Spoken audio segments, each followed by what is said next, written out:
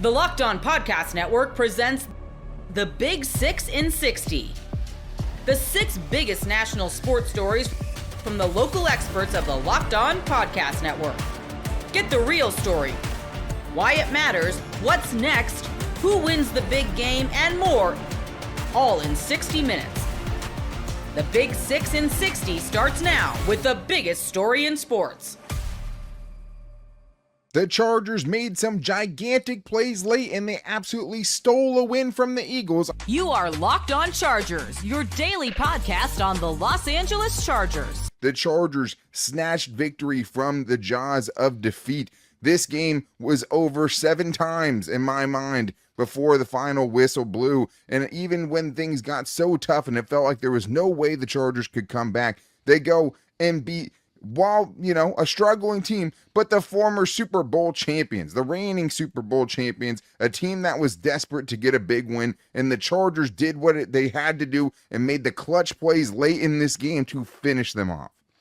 Just a massive statement win for the Chargers. Outside of the Denver Broncos victory, they hadn't really had one of those big wins to really be able to kind of test and show which version or who this football team was. And I think tonight, there's no other way that you can say that they didn't make that statement tonight. This is a legitimate big-time win against a playoff caliber team, a team that is very much in the thick of it in the NFC. This is huge. This is massive. This is a win that can change the trajectory of the Chargers season, and I think, honestly, one of the signature wins of the Jim Harbaugh era.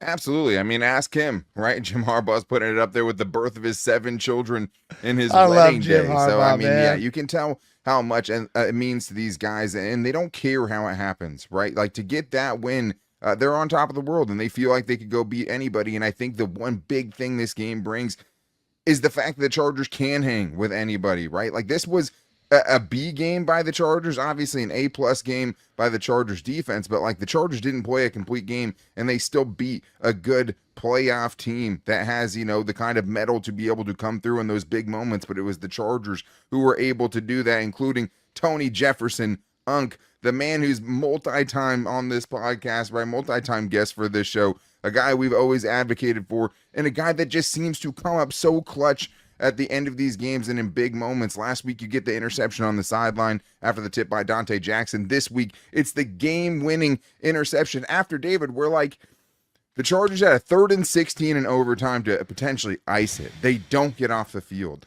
The Chargers get into a 4th and 4 situation where it's the game on the line and you can win it right there. They're not even trying to kick the field goal, and then you give it to him, right? And I'm like, I don't think he crossed the line. I thought it was BS from, where I was sitting. It looked like he definitely moved but didn't cross it, and then they went, so they had to call something.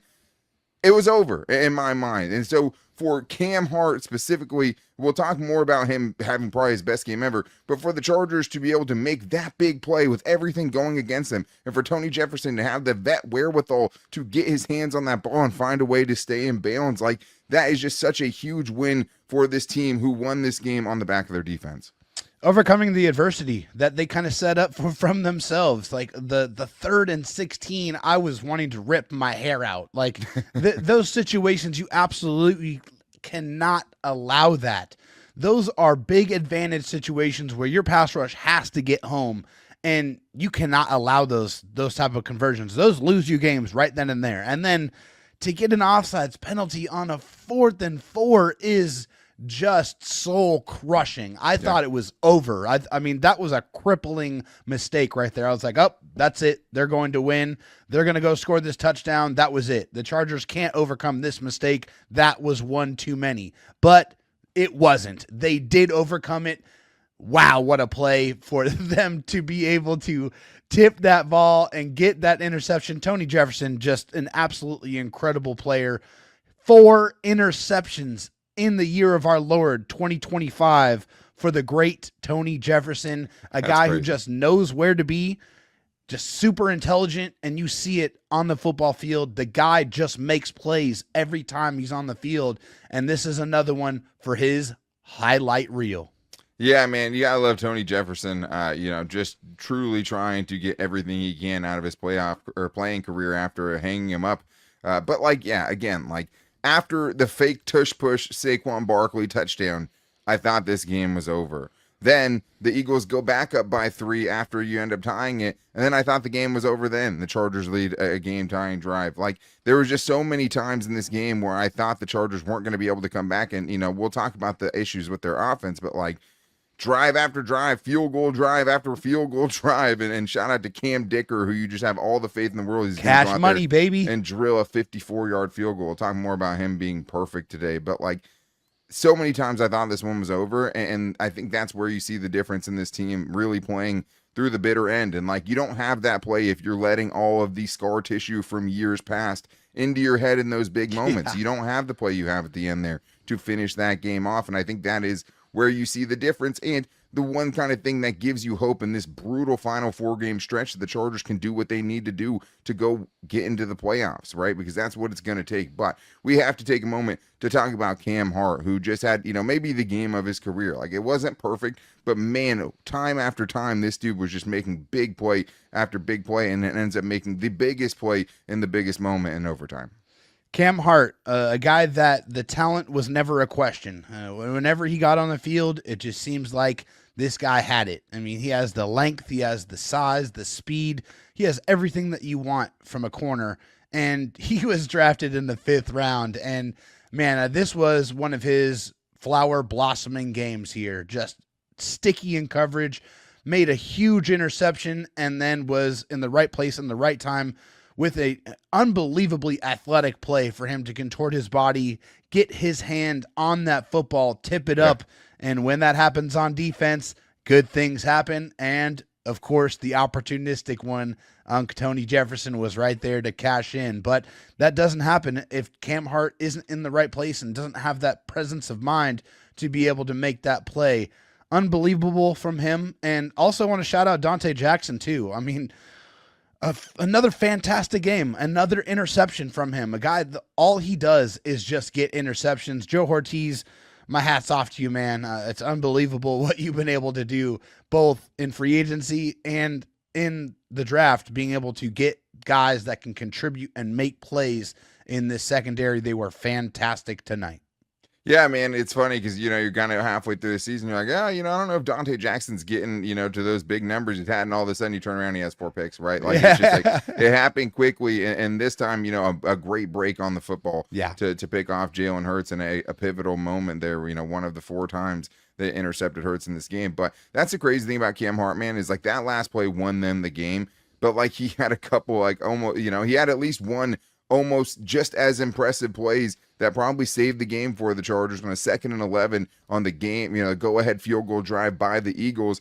He makes a perfect play. Jalen Hurts, a perfect throw into the back of the end zone, drops it in the bucket. A.J. Brown has both of his hands on it, and you have Cam Hart staying calm, not interfering, and raking through his arm to break that pass up. Beautiful. The Chargers don't get a touchdown there. I hate to break it to you. Like, I don't think they go and score. I mean, they only got one all night, and it was the first drive of the game, right? So, like, if the Eagles go up by 7 there, it gives the game an entirely different complexion, especially with the Chargers being in obvious passing situations where we know how much they've struggled. But that was huge. The other part is he got his first career interception in this game, right? Opportunistic. Ball bounces off the hands of A.J. Brown, who is hearing footsteps. Cam Hart is there to set up 3 points. The Chargers won by 3 points. And when you have a game that comes down this close, there's so many moments you can pull from where it's like that game, like that moment, they don't have it unless they make that play. And that's what this game was about. The Chargers making the big plays they had to. And their quarterback, Justin Herbert, playing through a broken hand and being able to do what it takes to go win this game. If you want to put him down in the high stat games where he's getting losses, you better prop him up in the game where he finds a way to get it done, even if he didn't have the flashy stats. NFL Sundays move fast. One big play and suddenly everything feels different. That's what makes live betting with FanDuel so exciting. You're not just watching the game, you're reacting to it in real time. With FanDuel, you can place bets as the action unfolds. Every drive, every momentum swing, every highlight moment. You can bet next touchdown scores, drive results, totals, and more, and keeps you locked into every snap, every drive, every possibility. So if you want to be right in the middle of the action this season, visit FanDuel.com and place your NFL live bets all season long. FanDuel, the game moves fast, and so can you. I know it was a devastating loss in Los Angeles on Monday Night Football, and we're all concerned. You are Locked On Eagles, your daily Philadelphia Eagles podcast. What a devastating, emotional roller coaster ride in LA. The Eagles fall to the Chargers in overtime, 22-19. The Eagles have now lost 3 straight games.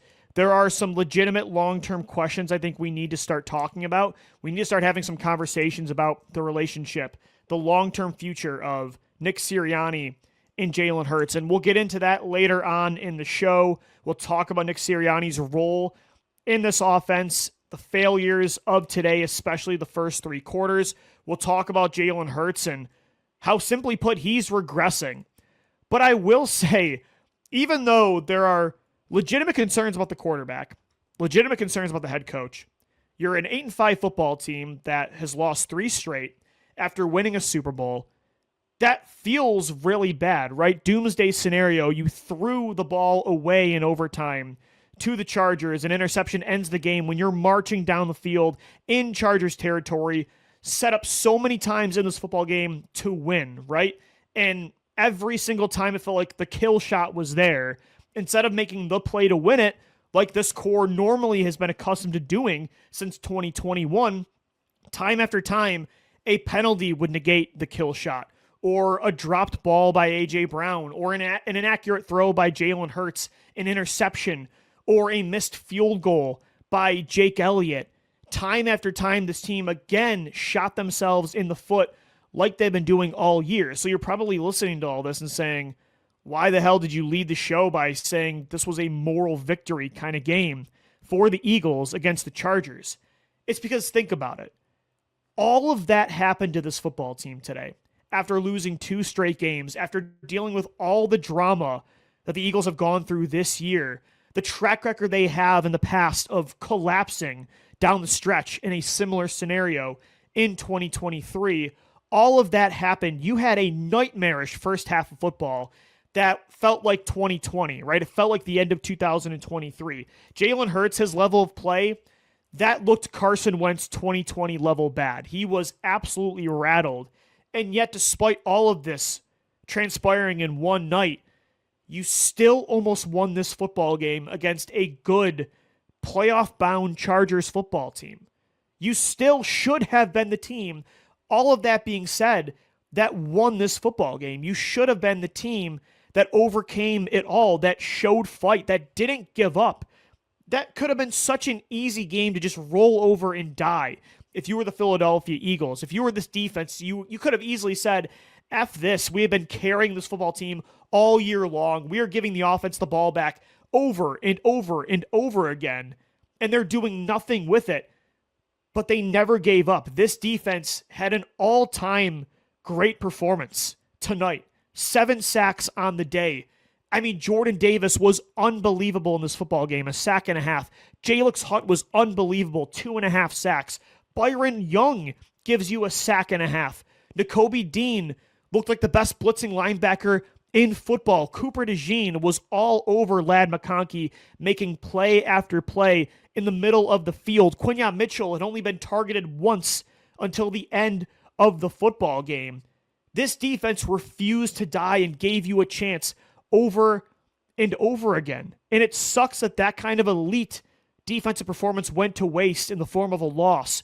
But to see the defense be able to do that, to see this offense even at the end of the football game, despite how bad Jalen Hurts was, all of the turnovers today. I mean, in one play, Jalen Hurts turned the ball over twice. He threw an interception, got the ball back after Will Shipley punched the ball out, and then Jalen Hurts fumbles the ball again.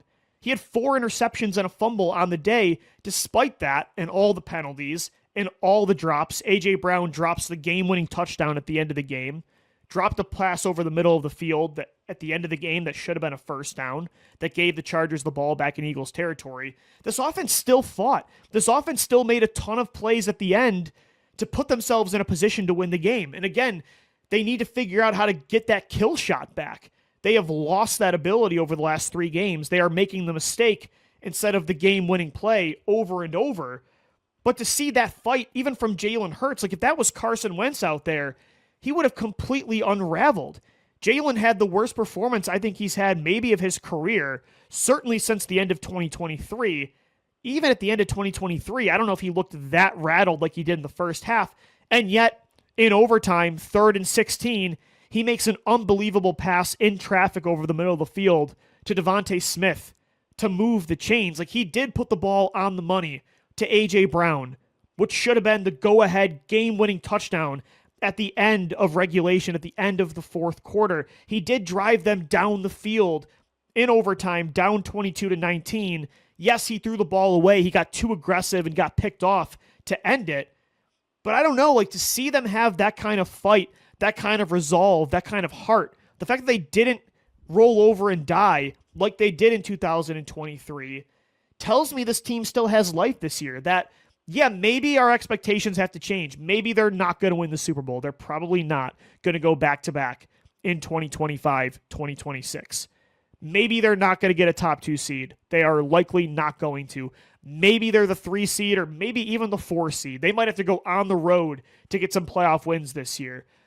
But the fact that they likely will not collapse, I think, is a perspective that should make you feel good. And you'll probably roll your eyes at that considering the expectations of this football team and how many chances they've had to turn this thing around. They just don't have the answers. But I don't know. For me, it feels good to know that this team is not quitting on Nick Sirianni, that Jalen Hurts is not quitting, because if they completely collapsed again down the stretch this year, and they still could, they've lost 3 straight games, but seeing their fight today tells me they're not going to against the Raiders, the Commanders twice, and the Bills. Seeing that makes me feel some sort of comfort in a really miserable night, because if they collapsed 2 times in the last 3 years, I wouldn't know what to make of this football team, this core, with Nick Sirianni and Jalen Hurts. You might have to make significant change at the end of this year, or everybody next year will be on the hot seat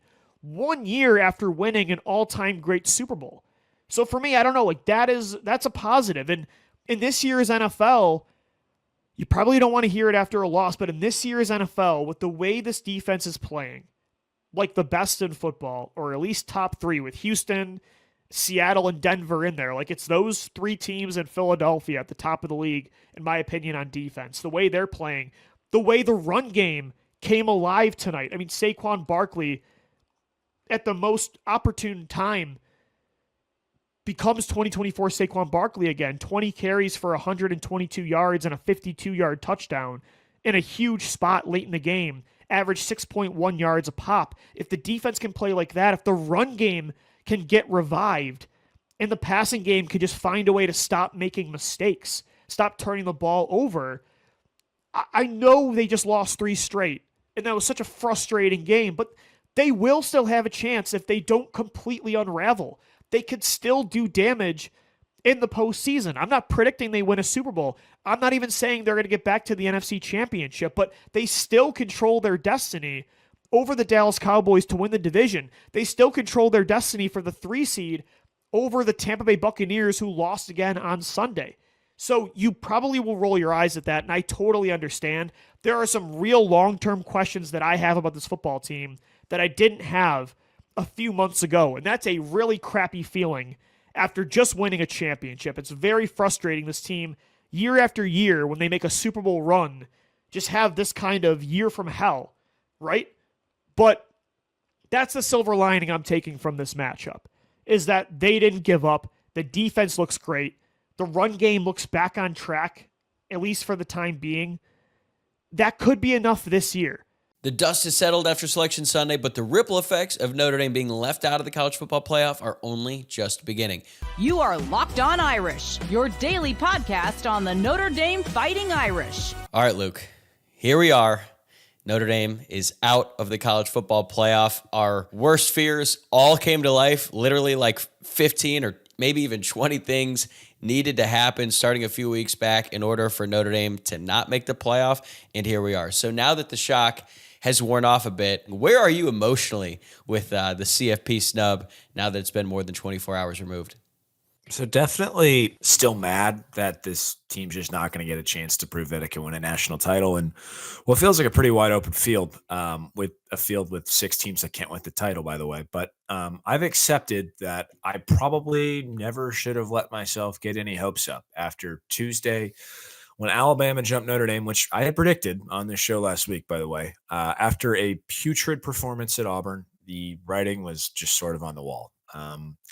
This is a television show run by ESPN and the major conferences in a sport that's run by the media partners. And when given the opportunity, within reason, they're always going to make sure that all of their mouths get fed. And after 4 weeks of not getting any outcomes to go their way, Notre Dame had pretty much every outcome go perfectly their way on Saturday until late at night when Duke won in overtime. And I don't think anybody was really thinking about that at the time. I was watching that game. I was like, that's interesting. But the fact that if Virginia had won, there might be a chance Notre Dame had still made this tournament, and makes it even more stupid, honestly, that's like a consideration point. And I think the thing that I am the most upset about is still just a continued lack of scrutiny Alabama's getting. They should absolutely not be in this tournament. You hear some people say that the committee was looking to correct a mistake when they bumped Alabama over Notre Dame the week before.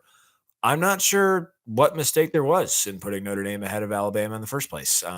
Now, of course, Notre Dame could have made this all moot by closing out the A&M game, and frankly, that's why that loss has bothered me so much, because I just kind of had this sinking feeling all year it might crush them in the end. But the way this was handled is shambolic, and anyone that attempts to defend it has just lost the plot. It's my opinion that at the end of the day, I'm not even really sure that this committee does anything, but the media powers that be are always going to look out for their partners. And Alabama, in fact, gets the special treatment that everybody always says Notre Dame does.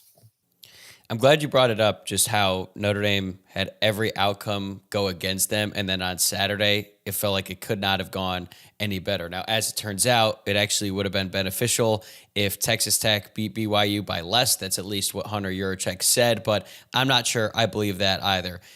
I felt pretty confident going to sleep on Saturday night that Notre Dame was going to get in because of the way that Georgia pummeled Alabama. And I felt that was so dominant, and it was such a pathetic display from Alabama that the committee is going to have no choice but to drop them. And as it turns out, they did have a choice, and they decided to not drop them. And, you know, for as much as the debate has been focused on Notre Dame and Miami, ultimately it came down to Notre Dame, Alabama, and yet Alabama doesn't even feel like they're part of the conversation. And I feel like the reason that has nothing to do with their performance on the field. It has everything to do with the fact that the committee and the powers that be are afraid of what Greg Sankey would do if Alabama had dropped out of the college football playoff. But another misconception in all of this, it's not like Alabama is the second best SEC team. Yes, they were in the championship game due to their flawed tiebreaker system, but the CFP had them what? The fourth best SEC team in the college football playoff rankings? I think fifth. Yeah. Fifth, yeah. So it's not like a team that earned that spot by being the second best team in the conference was going to be removed. It was a team who was already on the fringe, is not going to get punished for a pathetic display in the SEC championship. And the committee, for as much focus as they put on the Notre Dame-Miami game, you got Yurachek saying, hey, go back and watch that game. It's a shame that they didn't watch Alabama and Florida State, because it seems like they have forgotten all of that. So, as I said earlier, I have no problem with Miami getting in, but the fact that Alabama was not punished because of fear of Greg Sankey just shows you that this system is broken. Yeah. And, you know, like I'm saying, Alabama does get special treatment. They do. There's just no doubt about it. In 2023, you know, Florida State has Jordan Travis go down, and Alabama sneaks in at the last moment. And why? It's because, we want to reward the best teams. Well, that's not what they're doing now all of a sudden, apparently. 2017, Georgia pounds Auburn in the SEC championship game. Alabama's idle that week. They slot in over Auburn. It's an Alabama thing. And, you know, people have said that this is what happens to Notre Dame for years. It's just inaccurate. Alabama gets unfair treatment. They should not be in this tournament. There's no doubt in my mind. They've proved themselves to be a team that has no shot at winning a national championship. And it's just absolutely ridiculous that they weren't punished at all for a non-competitive performance in I guess what eventually was just an exhibition game in Atlanta on Saturday. I know. These conference commissioners, they wonder why nobody puts that much stock into the conference championship games. It's because, well, as it turns out, if you win, great, you get an automatic bid. If you lose, it doesn't matter. There are no consequences, even if you have -3 rushing yards in that game. And to put in perspective just how unprecedented it is for Alabama to not drop down at all, this is from Brad Powers on X. Quote, there's been 16 conference championship game losers that were ranked in the CFP top 25 entering the game. 15 of the 16 losers dropped in the next poll. The lone exception, the 2025 Alabama Crimson Tide. So not only did they not get punished for losing, it was an egregious, dominant performance, and they still just stayed right where they are at number 9. Yeah, and just to be clear, that is within the last 3 years. Over, I think, ever, there's been 88 conference championship losers. 86 of them have dropped. The only other one was TCU when they lost in overtime in 2022, and then eventually made the national championship game. But yeah, it's just, I mean, what are we even doing here? And whatever they were going to say was never going to make it okay. Never going to rationalize any of the decision-making in the month leading up to this. And I just think there should be a lot more scrutiny given to that and a lot more criticism of it. And not to say that there hasn't been some, but that should really be telling the whole story right now, because whatever was put on television is just an absolute sham. Right. And look, obviously Notre Dame deserves blame for losing its first 2 games this season and for scheduling its 2 toughest opponents right out of the gate. When you lose 2 games, you are putting your fate in the hands of a group of very untrustworthy people operating within a deeply flawed system. So part of it is on Notre Dame. But overall, when you look at how everything is played out, who do you think deserves the biggest share of responsibility? Is it the committee? Is it Notre Dame? Is it the broader system? Like, what do you think is the most important thing, or I guess the biggest factor in all of this for Notre Dame not making the college football playoff? Well, I talked about that Texas A&M game and how much that bothered me, just because I thought Notre Dame really let an opportunity slip away against a team that they could have put away multiple times that whole night, and they couldn't do it. Of course, there's the infamous holding call at the end too that doesn't get called, and the SEC really just has an incredible way of boning Notre Dame this year with officiating and with just this sway. But the reality is this can never happen to Notre Dame again. And what I mean by this is September, because with all the success Notre Dame has had under Marcus Freeman, September has been a huge stumbling block. They've yet to exit September undefeated.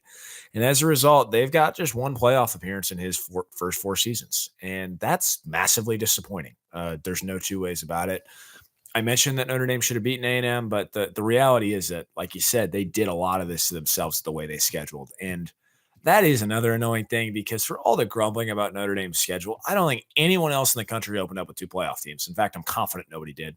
And I know nobody in the country has both opened and finished the season on the road the last 5 years like Notre Dame has.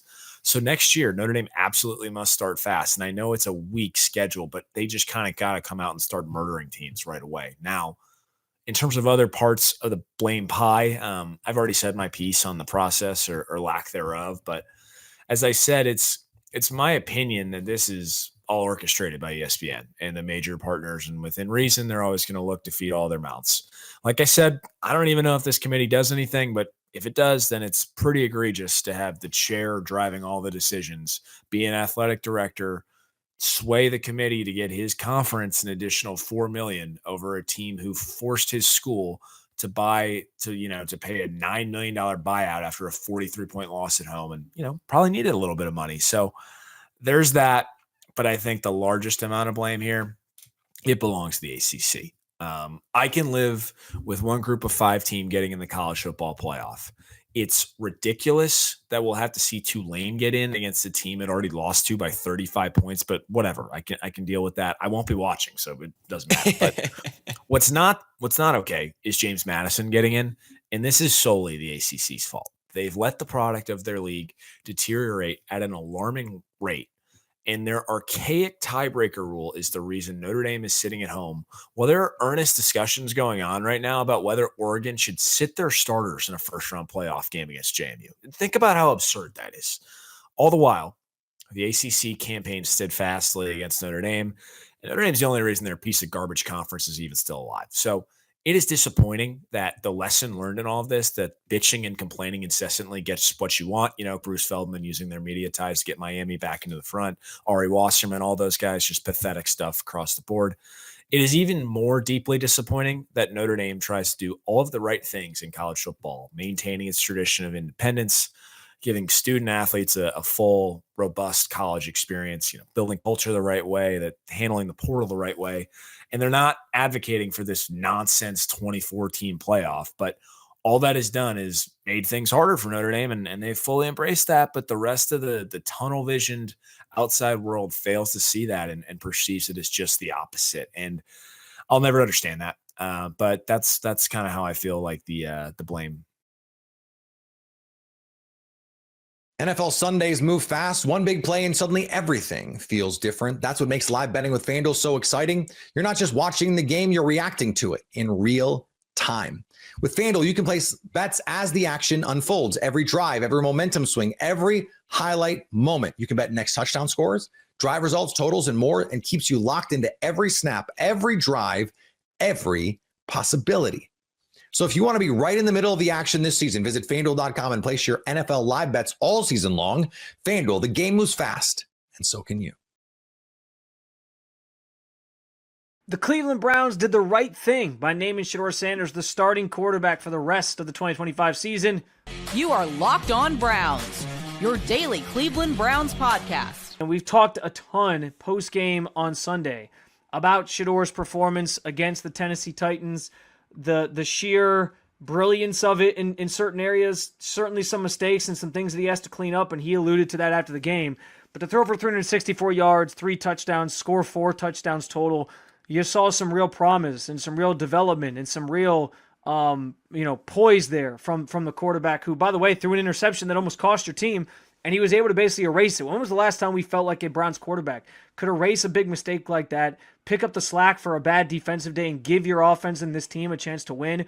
It's been a while, and he did all that and more on Sunday to prompt Kevin Stefanski on Monday to name him officially the starting quarterback for the Cleveland Browns for the remainder of the 2025 season. This is the outcome that always made the most sense. This is the outcome that I was hoping we would get, that we would get a chance to see Shedeur Sanders for the remainder of the season. He'd get his stretch of games to sort of see what he can do. Dylan got 5.5 games. Shedeur is at 3.5 games right now. So at least giving him as many as Dylan was always at the forefront of my mind. But now, barring injury, which obviously we hope nobody gets hurt, he will get a chance to finish out the season and make quite a statement about the state of the Browns quarterback room if he plays well. And honestly, there could be some jobs saved there as well. I want to get to those pieces here in a second. But I think first and foremost, what this means from just a quarterback room standpoint is there's no more of this, trying to put Dylan out there and see what he brings to the table as a rookie. They've got their sample size with him, and they feel like the offense is better functionally, and it is. It's noticeable on the tape when you're watching those games in real time how much better the offense is when Shedeur Sanders is operating it. And he's making throws, as I said in the post-game show on Sunday, that these other quarterbacks, Flacco, Dylan, when he was out there, simply were not making, or certainly were not able to make. And that's notable. So that's the first thing. But it also puts to bed the notion that Deshaun Watson's going to probably get a chance to play this season. Now, I know there's been some reports on that anyway. It sounds like he's going to be back in 2026 on the roster because of the financial implications of his deal. So that's just going to sort of be what it's going to be, I suppose. But in the grand scheme of things, it's good news on the front of you don't have to worry about Deshaun this year, the rest of the way. And there's none of this like trying to pigeonhole or finagle him in there to see, hey, can he play at the end of the season? Can we get his feet back underneath him? That's going to be a 2026 problem, essentially. Again, assuming he's going to be back, which has been reported, that's going to be a 2026 problem. We don't have to think about that. We don't have to have that conversation anymore, which for me is a breath of fresh air because I hate having that conversation. I know many fans like yourself are sort of sick of having that conversation as well and having to think about Deshaun Watson being part of this team and potentially playing again. But on the big picture part of this, the down the line part of this that's notable, as far as Shedeur Sanders is concerned, is that this is his chance to as I talked about last week, make the Browns put the Browns in a tough spot. Make the Browns have to think long and hard about what they're going to do at the quarterback position. Because I think even as recently as a couple weeks ago, the consensus still was they're going to draft a quarterback in this class. They're right now destined to be at the top of the draft board. The loss yesterday is going to help those efforts.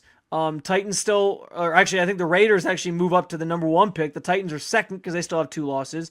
And the Browns slot in as the 3rd pick as things stand right now, potentially. So they're still going to be in that top, as things stand right now, they're in the top 3. They're going to be at the top of that board. They're going to be in striking distance if they want to try to make a trade up to get a quarterback, where they maybe can, depending on how that falls. And if the Titans end up with the number 1 pick and they already have their quarterback in Cam Ward, how that all shakes out, we'll have to sort of see and see what that kind of looks like. But in the grand scheme of things, they're going to be in position to maybe draft a quarterback.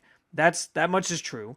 And Shedeur's job, as he now gets he now knows the stability of it all, that he will get the rest of the season to use as his resume, to use as his runway to showcase what he can do. His job is to make the Browns feel like, you know what, maybe we don't have to take a quarterback in 2026. Maybe we have our guy in the room, and use those 2 first-round picks that they have instead to build up the roster around him, get him some weapons, get him some help on the offensive line. That's the goal. That is what he's trying to accomplish, and he's got a decent runway here to do that, because if he finishes out the season, he will have finished playing 7.5 games, and that's a decent sample size for a rookie quarterback. You would have liked more, and certainly there's conversations to be had about revisiting and rehashing whether or not they made the right call in starting Flacco and Dylan first before Shedeur, like all those different things. The revisionist history of that is going to be debated for years to come, I'm sure. But in the meantime, especially if Shedeur does end up being the franchise guy, but in the meantime, like, the focus for him is just make the most of these last 4 games and make the Browns give the Browns a very tough decision when it comes to whether or not they really need to draft a quarterback, or if they feel like they have somebody already in house that they can build around. That's what he's trying to accomplish here. And I think he has got a really good shot at doing it. Kevin Stefanski spoke glowingly in his Monday Zoom press conference about the progress he's made from April to now, how hard he works, the footwork getting better, his pocket navigation when he used to drift getting so much better. Like, there is tangibly noticeable progress in what he's done on the field week over week. That was on full display against the Titans as well. Had a great game, became the first rookie quarterback this season to throw for 300 yards. Like, a lot to like. It's building blocks to continue building upon to get to the end of the season and prove that he is, as he said before his start with the Raiders, his first start, the guy that everyone's been waiting for. He's on the right trajectory to do it. He's got 4 more games to sort of prove it. And I'm glad that he now gets the clarity and understanding that, like, this is his runway the rest of the way to do that exact thing. Now, the other part of this is, I think right now, we're going to talk about this later in the show, there's a pretty good chance that everyone's getting fired. You lose that game yesterday, it feels like the end is kind of near for this group. There's a couple of other reasons why maybe they don't do that, and I'm going to talk about just kind of the wishy-washiness I have in this topic in general, because Jimmy Haslam's such a wild card. But I think in general, if Shedeur Sanders plays well down the stretch here, and maybe has people in that building starting to wonder if they actually have their franchise guy on the roster already, that could be a sort of Hail Mary last-ditch thing that saves people's jobs out in Berea. I mean, I'm just calling a spade here. Like, we all know GMs, coaches, they're all tied to the quarterbacks that they tie themselves to. Right now, they're tied to Deshaun Watson. But if they somehow find I don't even want to say a diamond in the rough, because I felt like Shedeur was going to be great, and he should have gone higher in the draft anyway, as many people did.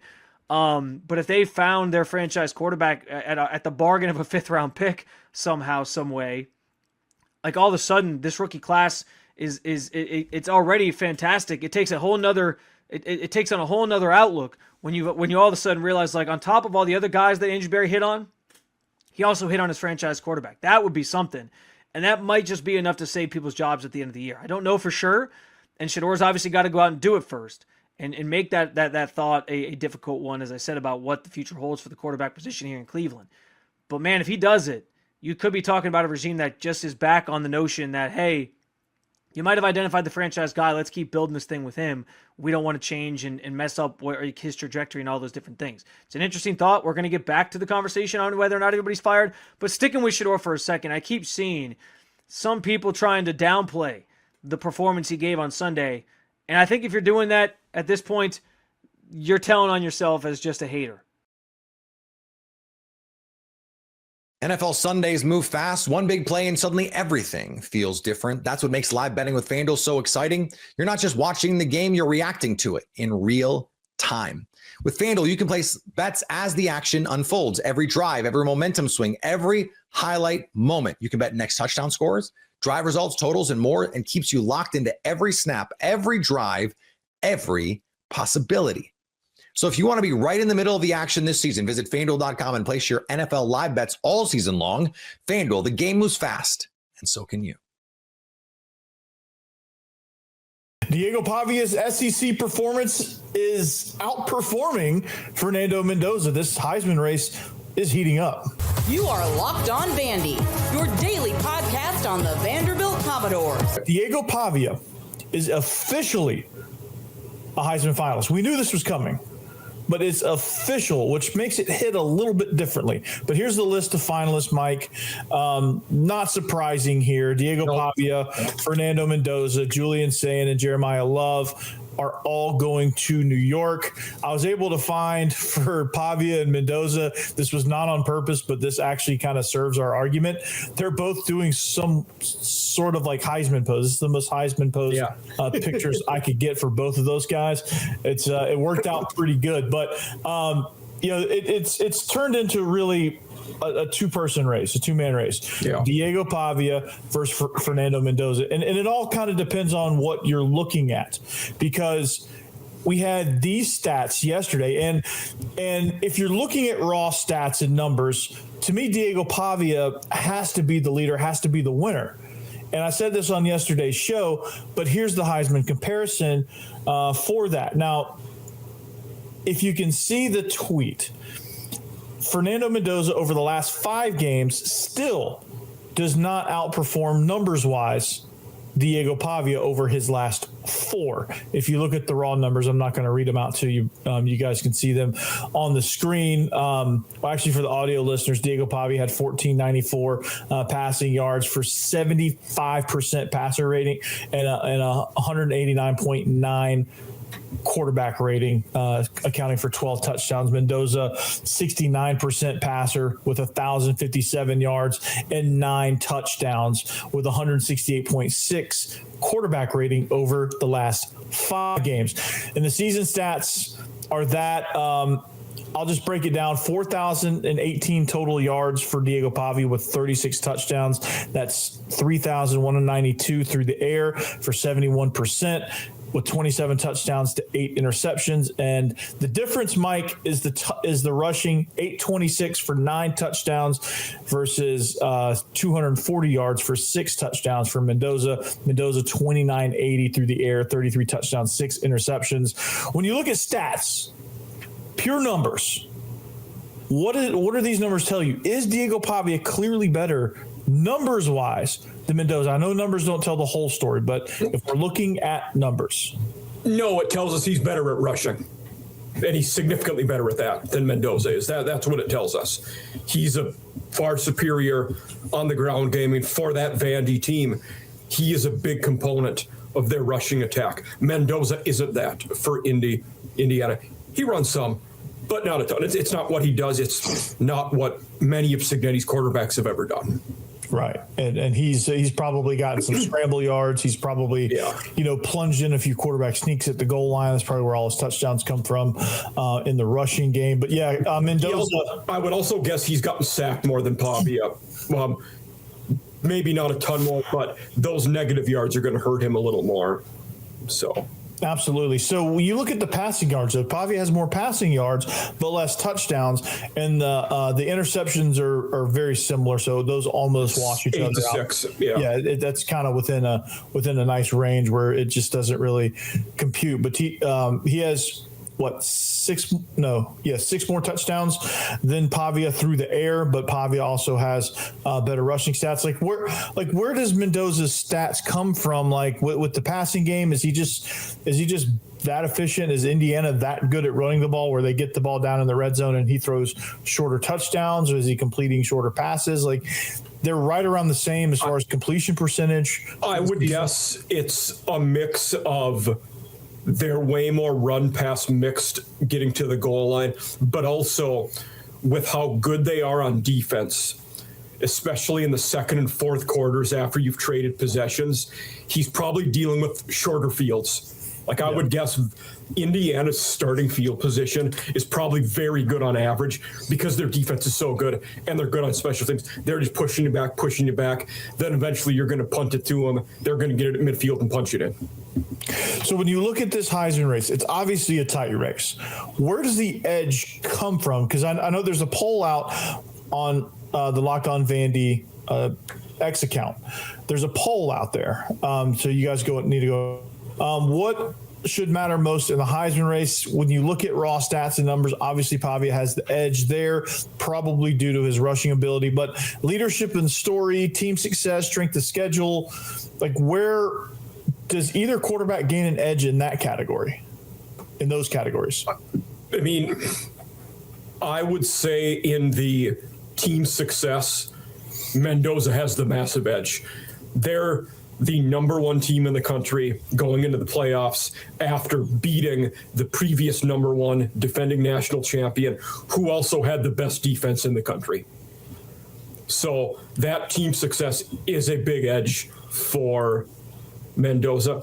The leadership and story, I would probably give the edge slightly to Pavia there, only because he's a more vocal leader. We see him with more summits. He's talking more.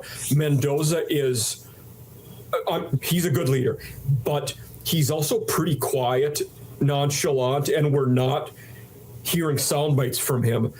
That's not going to help you in a race like this, where people want sound bites, people want clips they can play, where you're firing up everybody else and they're going to run through a brick wall for you. Pavia does that, Mendoza doesn't. And Pavia got results from that too. It's not like, I mean, there's plenty of quarterbacks out there who do that and are just breathing hot air when they do that, and not many people are responding. And if Vanderbilt didn't go 10-2, I don't know that Pavia is necessarily in New York City. Not at all. I think part of that, you take the context of it. Now, obviously, Mendoza's team is number one in the country. They just beat the number one defense. They are the number one seed overall heading into the college football playoff. Obviously, that gives you a huge edge. But when you throw the leadership component into it and you put the context with it, like those sound bites, and for voters, if it was a cut and dry system where it wasn't subjective with voters and how they feel, I think the story stuff would matter less. Agree. And I think it'd be a runaway with Mendoza. And I think that the how the story matters. Last year's a good highlight of that. The story of Travis Hunter playing both sides of the ball, really, and he was elite at both. In the moment, I would have given him the award, but that story pushed him over the edge, I think, more so than, hey, this G5 running back is putting up video game stats, but that's not enough.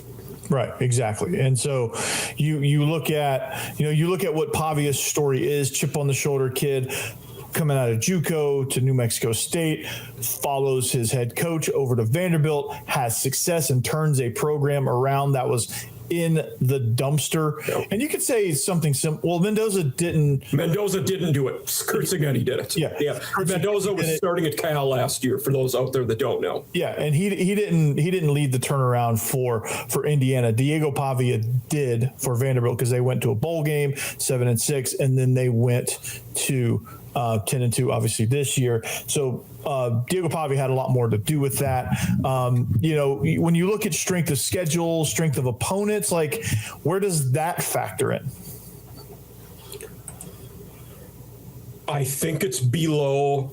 It's not as important, or not for me, for the voters, it's probably not as important as raw stats, and it's probably not as important as team success. NFL Sundays move fast. One big play and suddenly everything feels different. That's what makes live betting with FanDuel so exciting. You're not just watching the game, you're reacting to it in real time. With FanDuel, you can place bets as the action unfolds. Every drive, every momentum swing, every highlight moment. You can bet next touchdown scores, drive results, totals, and more, and keeps you locked into every snap, every drive, every possibility. So if you want to be right in the middle of the action this season, visit FanDuel.com and place your NFL live bets all season long. FanDuel, the game moves fast, and so can you. You are Locked On College Crossover, part of the Locked On Podcast Network. Your team every day. Brian, this was your top tier hire for Penn State. Best possible under the circumstances, right? They went swinging for the home run. They went swinging for the fences, and yet they still stumbled. I would compare this to an inside the park home run where they stumbled their way around the bases, and they got your top target on the board. That realistic, unrealistic. I mean, right out of the gate, you said a couple months ago they got to go get Campbell. Hindsight's 2020, so I agree that this is an A+ hire now. But what do you say looking back over the coaching search? I think Penn State just wanted somebody that had more experience, maybe as an elite recruiter at a program you could do it. That's my only question. I give it an A- right now until I see the coordinators, but I didn't think there was a higher grade they were going to get because I knew Signetti was going to get caught up in the whole IU thing and he was going to get a big contract. That's one other guy that I thought they might really go at, and they did. I didn't think a lot of the other guys were that realistic, and I wasn't that high on Matt Rule. I don't think he can recruit well enough to do what Penn State needs. I think that would have been a step back for their program. By the way, I think Nebraska is about where they're going to be. I don't think they're getting much higher. So I think Penn State actually dodged a bullet. So again, I don't know if Matt will be an elite recruiter, but I've been around him at a press conference. I've seen like what he can do in terms of recruiting guys that are under the radar, and they've obviously won a lot of games with guys that nobody else wanted. Imagine what you can do if he hires the right people and he puts the effort into recruiting at Penn State, where, no offense to Iowa State, there's no comparison. Yeah, it's levels to this, right? It's different circumstances. Matt Campbell is truly the definition of doing more with less. I mean, he brought Iowa State to a point, because the common argument is, and maybe that's people just trying to, they're just trying to talk smack about Penn State, right? But there is a genuine, I do think there are some people who are trying to genuinely make an argument here. Well, Penn State and James Franklin always went 10-2, and you're hiring the guy that just went 8-4 in the Big 12. Context matters. Iowa State is not this juggernaut powerhouse program within the Big 10, or excuse me, the Big 12. The fact that he got the results that he did speaks volumes. So when you give him Penn State's leverage, when you give him those resources, what can he do? A lot. Well, that's what I'm saying. Like, it should be, I mean, bare minimum, it should be a top 10, 12 program, kind of like it was. But his ability to coach on game day, I think it's pretty safe to say, is better than the former coach at Penn State. Yes. Now, the question is, like, the one thing you can't complain about James Franklin, he went out and spent money, made some good hires, whether it was just assistants like Terry Smith, but he also did really good with coordinators by and large. Now, everybody's going to complain about the offense coordinator at every school. That's what fans do. So I throw that to this. I don't care what the fans think. Like, no offense, zero. But they were better there than most people think. They just got to improve in passing. I can't imagine Penn State's not going to do better as a passing team moving forward. It's a really low bar to jump over. I mean, to get that higher. Yeah. It's just true. So as long as the offensive coordinator hire goes good, his defenses, how they manage games, how they put themselves in good down and distance, like with players that, again, are almost exclusively 3-star players, they should be in a good spot. And now he's going to have the resources every now and then to hit the portal and get that extra dude. Maybe it's a big-time receiver or a big-time running back, whatever. I'm pretty interested to see how quickly they can turn around. I think it'll take a little while, probably more than Penn State fans want. But I think this will be a year-to-year top 10 program, and one that can beat Ohio State, that can beat Michigan. And, of course, that was the complaint with James Franklin. Well, and that's just it with Matt Campbell is that, okay, you're giving him more to work with. If he can do more with less, what can he do with more, right? And he's an X's and O's guy. He's a guy that's going to out scheme you. That was a common compliment about him for the longest time at Iowa State, not even before the hire here at Penn State, was that he'll outcoach some of the best opponents. And we saw that he did win big games again at Iowa State. Okay. So you're bringing that in. So recruiting, we'll talk about it more in segment 3, it's going to be questionable, right? You need to see it to believe it. But if you build the product on the football field, then the recruiting takes care of itself. I listened to a recent interview with Josh Pate. I mean, it happened as we're recording this. It happened today, just now before we went to record. And he talked about building a program, taking it day by day, and not going around, well, I got to market this and sell this and all that. He doesn't need to do that if you make what's on the football field special. Yeah, that's the key. Sell who you are. Don't hide from it. And by the way, it's not hard to sell Penn State. You got maybe the greatest home environment in college football. It's a neat setting at the bottom of a mountain. Like, this shouldn't be that hard. And he's a proven guy. I'm sure every conversation with a recruit or a portal guy is going to have something to do with the following. No offense to Iowa State, but there's a reason I left it. We got that as far as we were going to get it. Yeah. It's just true. Now I'm at Penn State. With what we've proven, we add guys like you, we can win a national title. That's it. I mean, this is not a very difficult pitch. And all of that is realistic from day one walking in. Like, Iowa State was a bowl team when my entire life, I'm 52 years old, until he got there, that was a 2-win team pretty much every year in some capacity. They were a laughing stock. Then they went out and they were constantly in the top 5 of the Big 12. That was never expected. I mean, they were the team that was getting beat 49-3. And then he's there and they're good. So it's a great story. And he's got Ohio roots. He played at Pittsburgh for a year, played at Mount Union. He came up through the ranks the right way. Like, this is a very Penn State kind of guy. They couldn't have done much better, in my opinion. That's why I'm quick to say, under the circumstances, and then with what we know now, A plus. I mean, or at least like you said, A-, I think is a fair grade overall. But I can take it a couple notches further because perfect culture fit. He is a Central Pennsylvania, even though he was born and raised in Ohio, Northeast Ohio, but he's got Central Pennsylvania. Again, it fits with what Penn State wants and with what Matt Campbell wants. It's authentic. It's genuine. He's not pretending to be somebody else just for the sake of Penn State. He doesn't view this as a job.